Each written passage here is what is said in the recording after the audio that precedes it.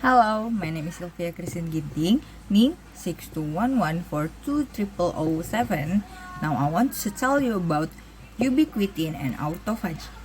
Ubiquitin is a small protein that is found in almost all cellular tissue in humans and other eukaryotic organisms, which helps to regulate the process of other proteins in the body. Through the process known as ubiquitination or ubiquitination, a ubiquitin molecule can bind to a substrate protein, changing the way it functions.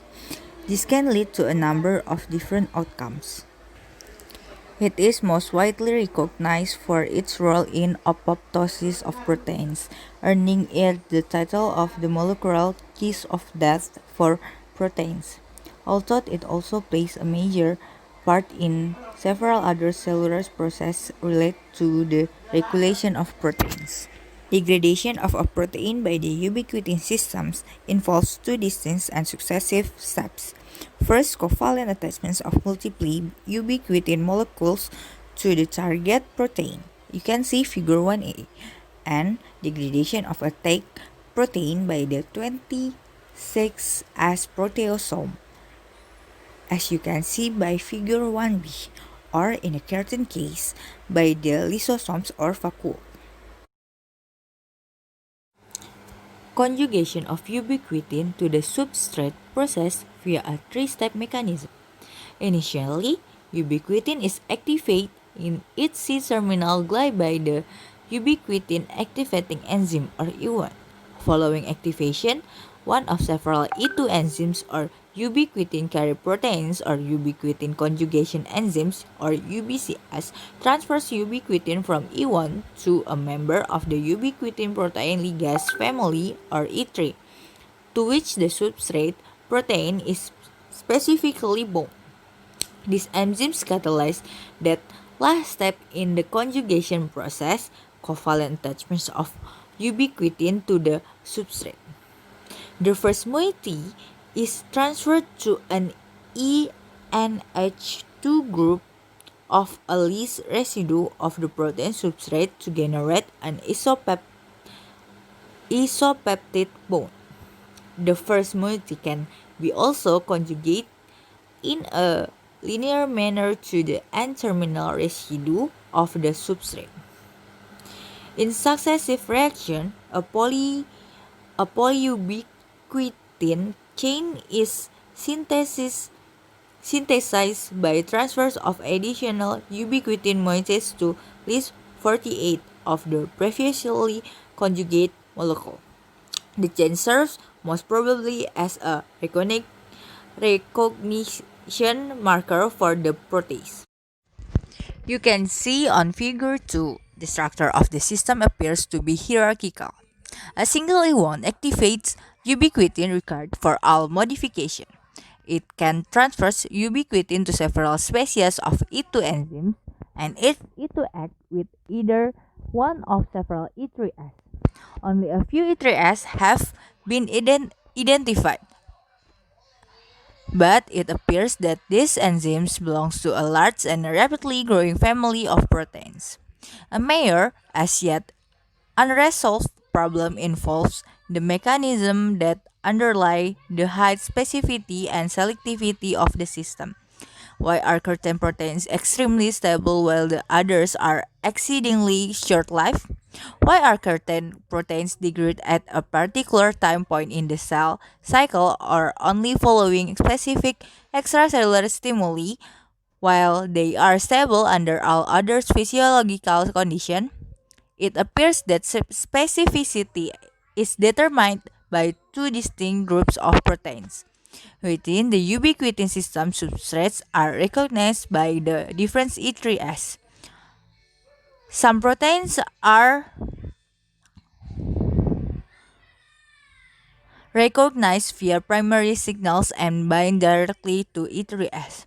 However, many proteins must undergo post-translational modifications such as phosphorylation or associate with ancillary proteins such as molecular chaperones prior to recognized by the appropriate ligase.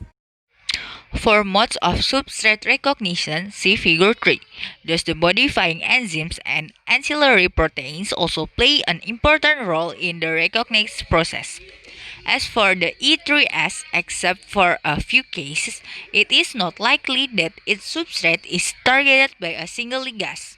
Rather, it is conceivable that a single E3 recognizes a subset of similar but clearly not identical structural motifs. The exponential increase of information on the ubiquitin system has made it impossible to describe all the important advances in the field in a single review, however comprehensive. Many recent review articles and monographs have described different aspects of the pathway. Next, autophagy, a process by which a cell breaks down and destroys old, damaged, or abnormal proteins and other substances in its cytoplasm.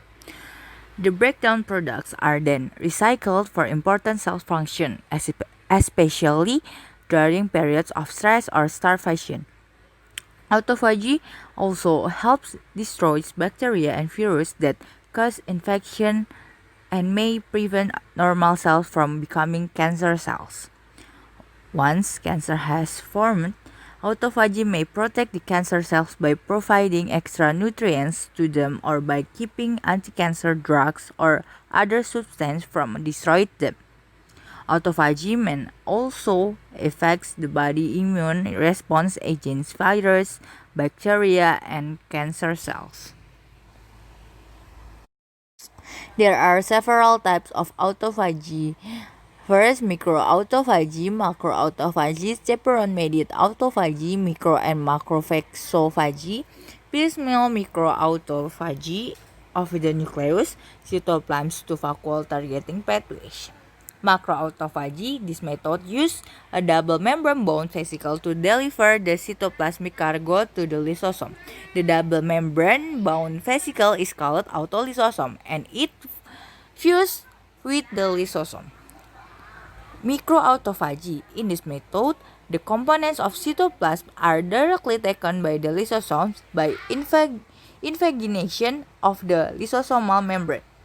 In both macro and microautophagy, large structures can be engulfed using specific and non-specific mechanisms. Next, chaperone-mediated autophagy. In this method, the target proteins from a complex with chaperone proteins and then translocated across the lysosomal membrane. This complex is recognized by lysosomal membrane receptors, lysosomal associated membrane proteins 2A leading to unfolding the degradation of complex. In current case, autophagy may be employed for selective organelles. For example, mitophagy is autophagy-dependent degradation of mitochondria.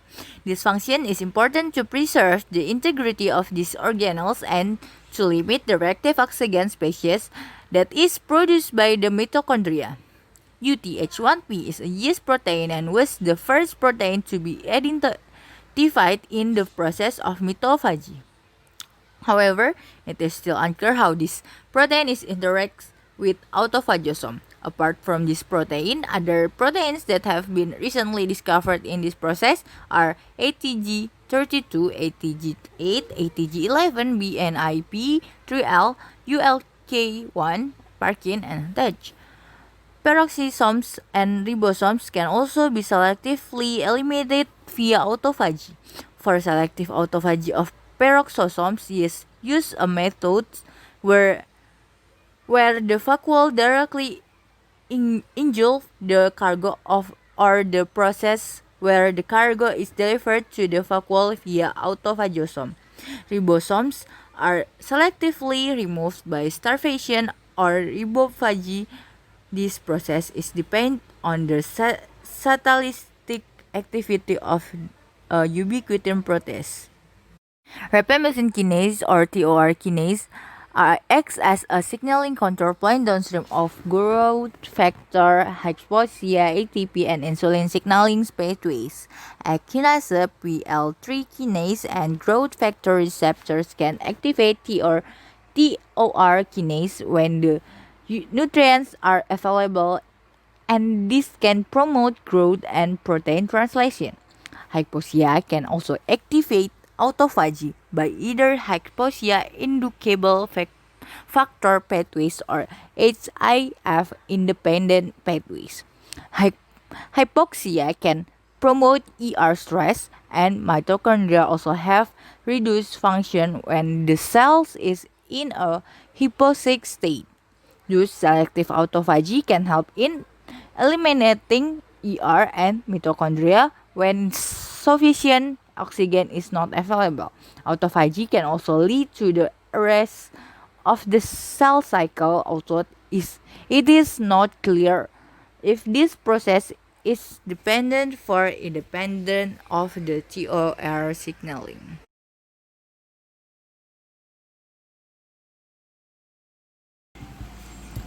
This all from me. Thank you.